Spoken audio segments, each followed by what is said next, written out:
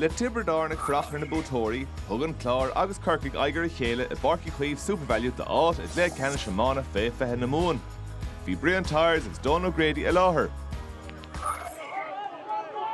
Mas go bhfuil sin níos compórdaí san an sin agus beag am an líróla choristeach I Corcaigh chuige. Council Búirteach an sa Gerónan, Kilroy agus tá san tóiste go patentige. Ben Walsh, a dáilin clitar agus tá Johnny Murphy, an a bhráusach na neomatí luha tá buntáiste sa chuige, bhfuil gáig eile buntáiste líon an díala. Ben Walsh, a ríist, tríal bhór an sáinis, Bert Corcaigh, a teachtasteach, a déanamh a díal I chéile, bhfuil peintan sa an Clár, ag Daniel Costello, pianos Buaicphointí Matún. O'Connor lecanús Glee Rogers, má bhí sanna geistige bhí sé aus mar hang a bháil.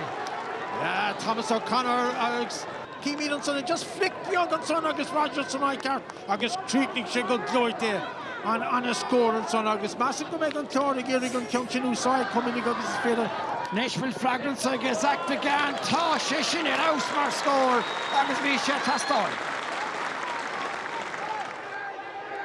Nis tá Costello hís fún ileisteach ach tá sé braitige Matthew Barrett agus tuisce O'Connor bheith bocha amach tá Barrett am an dúil go seile. Ruair má ag Thomas O'Connor agus an a faoint fad an sort ebre a chórdó ag an uireann. Ach tá sé take go láidir le gách le nús Marco Cleary agus na cosa tú go leis. Nis mar sin tá O'Connor a féh ach é buinte íste le Marco Cleary an tarna cúlan líanaige agus ná chúla. An a scór sin ag Cleary. Bhí gachtain é cappa go godig sin ní ród trasna just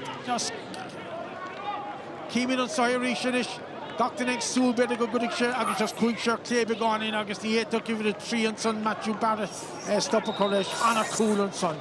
Well, Bishop Fachtan son ag Corcaigh agus scópaisteach láireach nis mar sin loftas a géirí an áde chur Barry O'Flynn in úlda go raibh sé taobh leis agus tá Bishop Fachtan ag O'Flynn Matthew O'Halloran buntáiste do Corcaigh agus tá cúil fachta Cluiche ag Johnny Murphy Romaine. Yeah, Címín é just bhí sé tá leis bhí tuch séir tiltte ag Barry Walsh ag Barry O'Flynn a Cluiche Macaige agus ón inning géir an son John make the Cluiche stach sa cúne an a scór an son. Tréimh sé má a Corcaigh agus caiig an Clárnis an tréimh sé seo a churdíobh. Michael T. Brosnan, tá defriocht leis ag James O'Brien, de bheith snach ag túirt fé agus go dain féin. Peinte an tarna ceann an ochtaige a chót. An Clár an ún sí rísna O'Connor mó. Tja, boc amach gan le líne. Clasaíocht an iasige, pertnis sna sálair má ghain sé scór an sa be sé fíorthachtach agus sin ceann de Buaicphointí an tronhóna. Súr ag Corcaigh na tosa Barry O'Flynn a crumach an talún agus an tamáisteach. Ní mór na gur follig sin líon. Captain na fórn an son agus cadé mar críoch. Ribh seo an óid Cluiche líder amach Johnny Murphy agus an Thompson just chuig sé féinnig an a láidir agus is an a críoch nóirí.